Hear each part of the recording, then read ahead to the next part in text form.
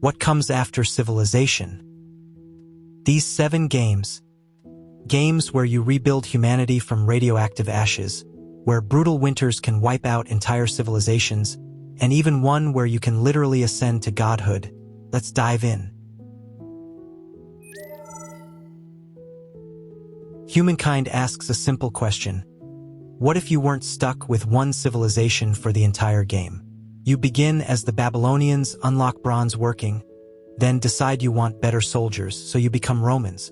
Later, you need better tech, so you switch to the Japanese. It's like creating your own alternate timeline.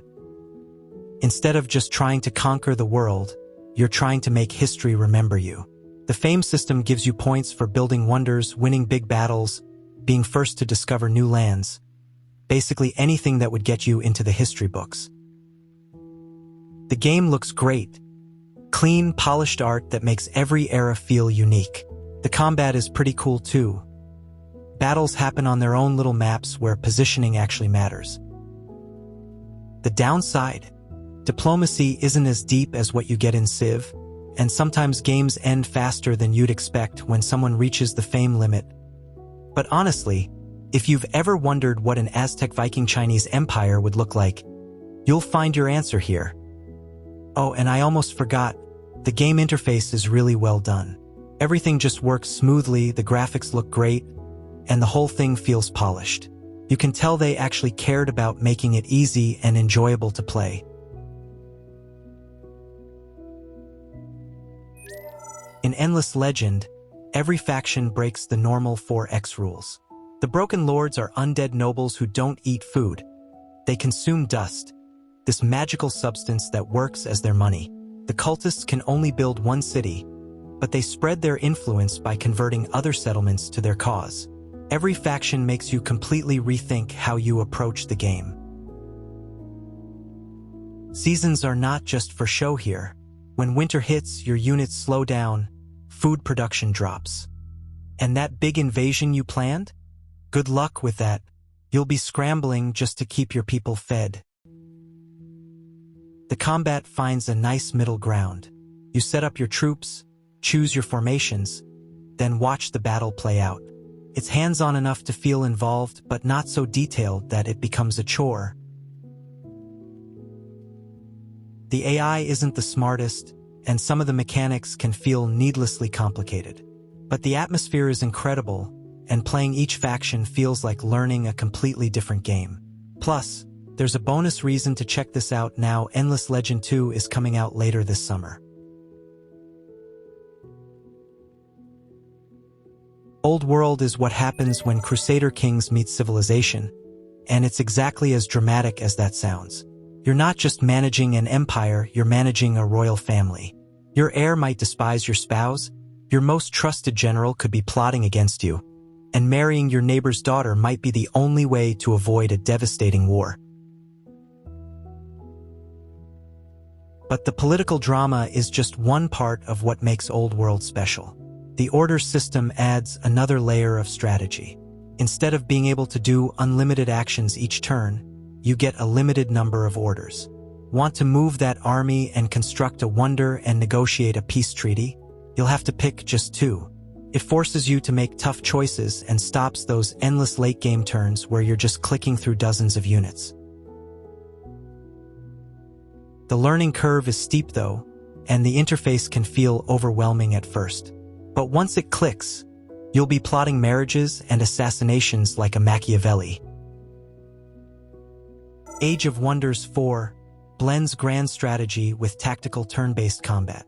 At its core, the game revolves around customization and replayability, allowing players to create unique factions by combining various races, cultures, and magical affinities. The game basically gives you a box of fantasy toys and says, build whatever you want. The customization options are honestly ridiculous. The gameplay operates on 2 distinct levels. A strategic overworld map where you manage cities, resources, and armies, and tactical battle maps where units engage in turn-based combat. Visually, Age of Wonders 4 features vibrant, colorful graphics with detailed unit models and environments. The art style leans toward high fantasy with distinctive designs for different races and their transformations. The Pantheon system adds a meta-progression element. When your rulers do well enough, they literally become gods. Then they can show up in your next campaign with all their powers intact. And that makes each playthrough feel even more meaningful. Fair warning though, all those customization options can be pretty overwhelming at first, and some race combinations are clearly way stronger than others. But if you're into tactical battles and fantasy weirdness, this game will keep you busy for ages. What if Civilization met XCOM in space? That's exactly what Planetfall is. You're building an empire, but every battle turns into proper tactical combat. The base game features 6 wildly different factions. Vanguard, the straightforward military with their heavy armor and discipline. Assembly, the tech-obsessed cyborgs. The nature-loving Amazons, riding dinosaurs and wielding bioweapons. The corporate syndicate, buying their way to victory through economic manipulation. The subterranean Dvar with their industrial might and environmental suits. And the psychic insectoid Kirko, seeking freedom from their former enslavement. Each faction plays completely differently, with unique units, technologies, and victory conditions. The DLC expansions add 3 more factions: the Reptilian Shikarn, the Honor-bound Oathbound, and the entropy-wielding Huritur, bringing the total to 9 unique civilizations. Combat feels like a mini XCOM battle every time. Unlike Civ's abstract combat, here you're commanding individual soldiers with distinct abilities on detailed tactical maps. Your snipers need elevation for maximum damage, melee units require careful positioning and cover approaches, and destructible environments mean you can literally blow holes in enemy positions or use environmental hazards to fry entire squads. Every battle feels personal and consequential. The story campaigns are not just tutorial fluff. They're genuinely engaging sci-fi narratives with branching paths that unlock different technologies and allies. Each faction has real motivations, interesting characters, and meaningful choices that affect both story and gameplay. This level of narrative depth is rare for a 4X game. Yes, the unit customization interface can overwhelm newcomers and some late-game battles drag on longer than they should. But when everything clicks, Planetfall offers some of the most satisfying tactical gameplay in the 4X genre. If you want sci-fi strategy that respects your intelligence and rewards tactical thinking, Planetfall delivers. Sometimes you just want to build an empire without spending your entire weekend on it. Fall of Rome takes all the good stuff from 4X games and squeezes it into sessions that last maybe 1 to 3 hours. Everything moves fast here, buildings finish instantly, research completes right away. But don't mistake speed for simplicity. You still need to think about where you place things.